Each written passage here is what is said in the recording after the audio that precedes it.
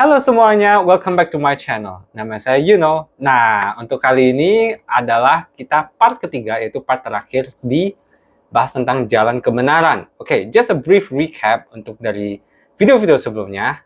Itu di episode part 1, kita membahas jalan kebenaran di mana kita bisa mendapatkan kebahagiaan yang sesungguhnya.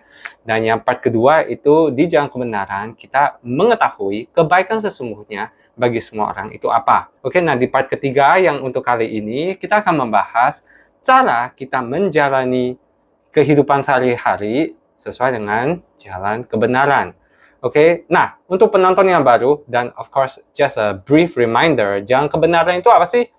Nah, jadi saya telah mendefinisikan jalan kebenaran ini, bisa mengetahui penjelasan yang lebih lengkap di video-video sebelumnya. Itu adalah melatih diri menjadi orang baik dan mendapatkan ketenangan dan kedamaian batin, serta membantu orang lain supaya mereka juga bisa melatih diri menjadi orang baik dan mendapatkan ketenangan dan kedamaian batin. Oke, di sini kebahagiaan sesungguhnya itu adalah ketenangan dan kedamaian batin.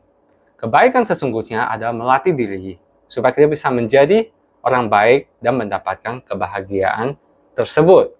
Mari kita mulai untuk cara menjalani kehidupan sehari-hari kita jika kita mau menjalani jalan kebenaran. Oke, dari sini, of course, caranya itu nggak ada cara perfect ya, atau cara yang satu.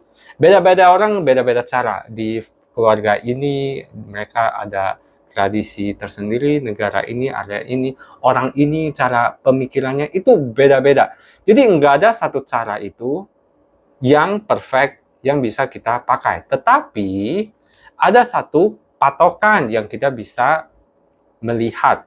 Oke, jadi waktu kita mau pakai cara ini, kita melihatlah dengan patokan tersebut atau semacam kayak guidelines gitu ya, kayak guidelines gitu.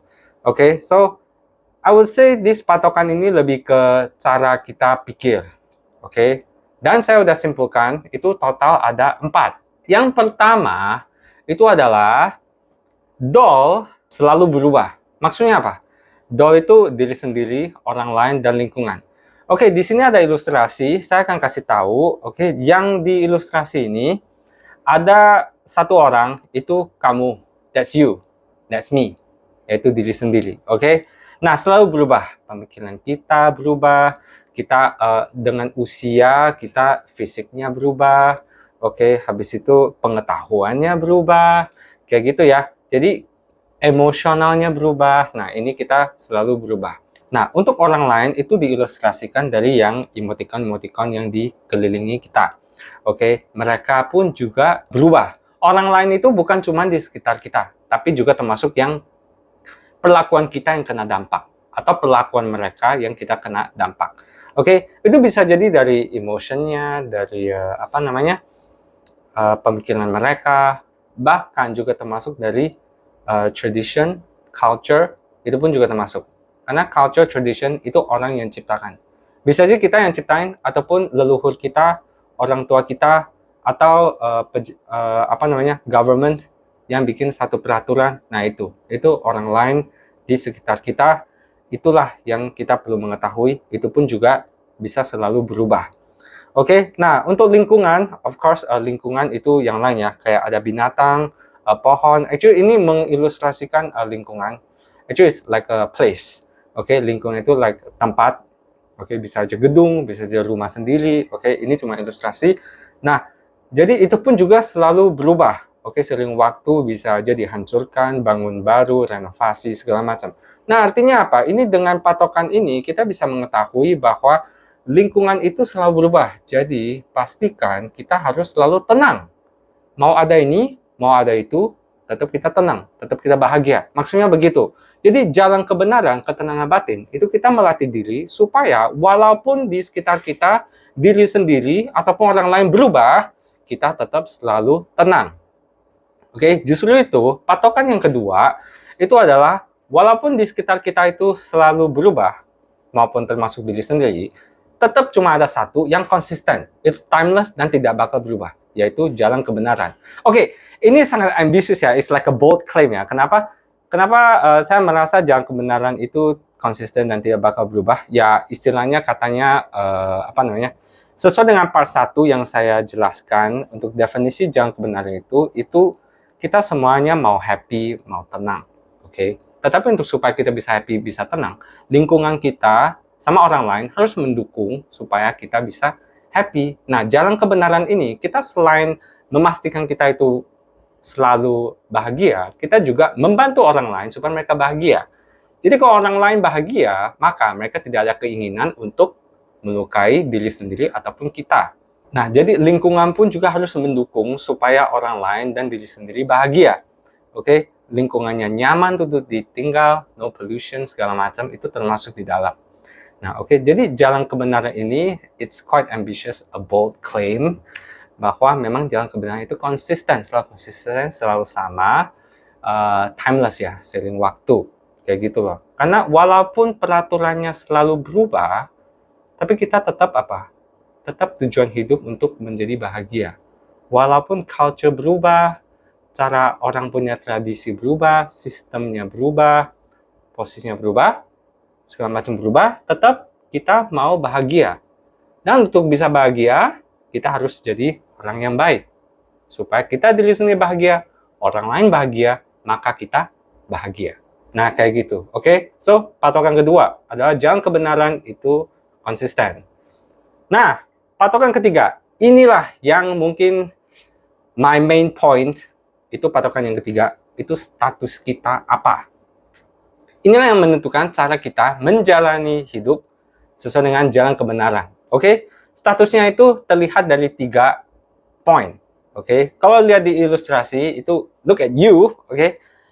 Itu kalau mau pakai apa? Pakai baju biru. Itu saya menandakan itu peran. Oke, peran kamu apa? Ada jam tangannya, itu waktu saat itu. Jam tangan itu bisa menandakan waktu dan juga bisa menandakan zaman. Oke, jadi zaman ini itu apa, waktu saat itu apa. Oke. Nah, terus di kaki itu posisi. So, these 3 status itu terlihat dari 3 hal. Posisi kamu di mana, kamu berada di waktu kapan, dan yang 3, peran kamu pada saat itu apa. Oke, saya kasih kamu contoh. Oke, it's very simple. Kita pagi hari bangun tidur. Jadi kita lihat posisi kita itu di apa. Bisa jadi di kamar sendiri, bisa jadi di kos, bisa jadi di hotel, gitu kan. Bisa jadi di apartemen, bisa jadi di mana. Bisa jadi di rumah teman, di rumah keluarga, gitu ya. Dan waktu itu apa? Ya otomatis bisa aja pagi gitu ya. Kita bangun pagi ataupun bangun malam, itu tergantung ya. Oke. Terus peran kita apa sebagai itu? Oke. Contoh nih, ini kamar saya sendiri. Berarti peran kamu pada saat itu pemilik kamarnya. Oke. Tetapi selain itu, peran kamu itu adalah anaknya dari orang tua. Ya. Jadi, sesuai dengan culture atau tradisi family masing-masing, bisa aja di family itu ada culture atau tradisi setelah bangun itu harus beresin kamar. Oke. Nah, ya udah dilakukan gitu supaya orang yang kena dampak, yaitu mungkin orang tua, akan merasa tenang, akan merasa bahagia jika kamu bisa merapikan ranjang kamu sendiri atau kamu sendiri setelah bangun tidur. Oke. Of course, untuk bisa melakukan itu, kita justru harus melatih diri, cintailah orang tua dan melakukanlah supaya orang tua merasa tenang. Oke, that's one of the example. Another example. Oke, kamu lagi jalan di luar. Berarti posisi kamu di luar waktu itu contohnya siang hari ya. Dan peran kamu berarti apa sebagai peran kamu itu apa? Salah satunya itu adalah citizen biasa atau masyarakat biasa. Jadi pada saat itu kamu di situ, itu perannya apa? Pastikan lingkungannya itu bersih. Kamu jangan asal-asal buang sampah di mana-mana. Karena kenapa? Ya, orang lain waktu saat lewat jalani yang kamu jalanin akan merasa nyaman, tidak merasa bau karena sampah, tidak merasa jijik karena ada sampah. Contohnya begitu ya. Jadi peran kamu itu apa? Supaya kamu bisa membuat orang lain tenang. Ya, kayak gitu. Selain itu, diri sendiri tenang waktu saat jalan. Maksudnya apa ya? Kita fokus. Kita pastikan waktu saat jalan, kita lihat, kita fokus. Pikiran kita nggak kemana-mana. Supaya apa? Supaya pastikan takutnya ada lubang atau ada obstacle, kamu jadi jatuh. Pada saat kamu jatuh, kamu cenderung tenang atau tidak? Ada resiko kamu tidak tenang. Jadi supaya kamu tidak jatuh dan merasa kesel atau sebel, ya fokuskan diri, melatih diri, fokuskan. Jadi waktu sekedar jalan kita hati-hati gitu, step by step. Oke, tentang fokuskan kayak begini ya, itu seperti kayak waktu saat kita lagi minum air, itu pun juga perlu fokus gitu. Jadi supaya kita nggak keselak waktu saat makan. Jadi kita fokuskan aktivitas saat aktivitas diri sendiri, oke? Supaya apa? Supaya bisa mengurangi resiko minor kecelakaan. Hopefully sih minor gitu ya, jangan sampai major kecelakaan, oke? Minor kecelakaan supaya kita selalu merasa tenang. Nah, kayak gitu, oke? Nah, jadi maksudnya kayak gitu. Jadi waktu saat kita di rumah orang, peran kita apa? Berarti peran kita sebagai tamu. Waktu saat kita kerja, peran kita apa? Peran kita sebagai bisa jadi karyawan, bisa jadi manajer, bisa jadi staff, bisa jadi bos gitu ya. Jadi apa yang kita perlu lakukan supaya membuat orang lain nyaman? Oke, kayak gitu. Kita ke toko, kita sebagai apa? Sebagai pelanggan. Kita ke toko, kita sebagai staff toko, kita harus lakukan apa supaya pelanggan merasa nyaman. Nah, kayak gitu, supaya mereka bisa tenang. Oke, that is how kita patokannya menjalani hidup sehari-hari sesuai dengan jalan kebenaran. Karena masing-masing orang, cara membuat mereka tenang itu beda-beda. Bahkan Indonesia juga gitu, banyak tradisi, banyak culture yang membuat masing-masing tenang itu berbeda-beda. Jadi waktu saat kita masuk ke situ, kita bisa aja pelajari. Oke. Nah, terus habis itu bahkan ke negara lain. Oke, negara lain pun juga sama. Ya, kan pernah dengar kan, when you're in Rome, do what the Romans do. Nah, contohnya sih seperti itu ya. Kayak gitu. Supaya membuat Romans-nya tenang dan kita pun juga bisa tenang kayak gitu karena kita mengerti tradisi mereka segala macam. Nah, terus kalau gitu ada yang tanya ke saya, loh, Pak Yuno, kalau gitu, kalau saya nggak tahu gimana dong? Nah, inilah patokan keempat. Oke, patokan keempat, komunikasi. Ngomonglah dengan baik-baik, kayak gitu. Ini happens both ways ya, both parties, all parties is the same. Itu pakai komunikasi. Karena kita udah jalan kebenaran, kita melatih diri supaya selalu tenang. Jadi walaupun ada orang mungkin lakukan hal yang tidak sesuai dengan keinginan kita komunikasikanlah dengan baik-baik. Kayak gitu. Oke, bisa jadi kamu datang ke rumah orang ini. Dia tidak biasa untuk tamu, contoh ya, duduk di ranjang, contohnya begitu. Nah, kalau kamu accidentally tidak sengaja duduk di ranjang, oke, pemilik rumahnya komunikasi gitu. Sorry, di sini kita nggak ranjang, nggak untuk duduk gitu, untuk tamu. Mungkin kalau bapak atau ibu mau duduk, silakan duduk di sofa, kayak gitu. Ya udah, oke. Nah, setelah orang itu lakukan itu dan tahu salah, melatih diri supaya tidak teroffend, tidak no hate, oke. Dia tetap tenang, netral. Dia kasih tahu, oh ya oke, sorry, karena dia juga mau membuat dia orang yang pemilik rumah juga tenang, kayak gitu. Oke. Ini selain action, speaking juga sama. Oke, bisa jadi orang merasa kata-kata ini itu offensive bagi mungkin culture-nya orang ini. Oke. Nah, orang itu tidak tahu gitu loh. Terus dia ngomong dengan kata A contohnya. Terus ternyata orang ini itu dilarang, itu kayak tabu gitu. Untuk kata A itu tabu. Terus dia apa? Ya, dia tidak merasa ofensif, dia tidak merasa kesel, no hate. Dia komunikasikan lah, sorry nih, tapi di sini nggak boleh ngomong pakai kata-kata A, karena di sini termasuk kata-kata kasar. Oh, orang yang ngomong supaya dia bisa tenang, dia melatih diri untuk tenang, dia tidak merasa ofensif, dia tidak merasa hate, no hate. Dia akan ngomong, oke, sorry, lain kali saya akan hati-hati dan tidak ngomong. Komunikasi, jadi hal yang kecil tidak menjadi besar, bahkan hal yang besar bisa jadi hal yang kecil. Karena semua orang jika melatih diri, dia akan merasa, oke, netral dulu. Netral dulu, dia ngomong ini, sorry, tapi tradisi saya atau pengetahuan saya itu salah. Jadi kasih tau lah, kayak gitu.